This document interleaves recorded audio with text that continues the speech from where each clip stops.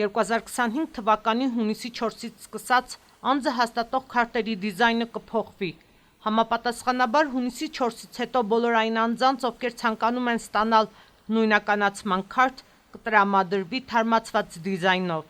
Ինչպես հայտնի է, փոխվում են Վրաստանի քաղաքացու ինքնությունը հաստատող էլեկտրոնային փաստաթղթի, Վրաստանում բնակվող օտարերկրացու ժամանակավոր և մշտական բնակության էլեկտրոնային վկայականների, ինչպես նաև ժամանակավոր էլեկտրոնային նույնականացման քարտի տեխնիկական բնութագրերը և ձևերը։ Նշենք, որ այն անձիկ, որոնց անձնագրային ժամկետը դեռ չի լրացել, պարտավոր չեն լինի դրանք փոխարինել նորերով և կշարունակեն օգտագործել դրանք սովորականի պես։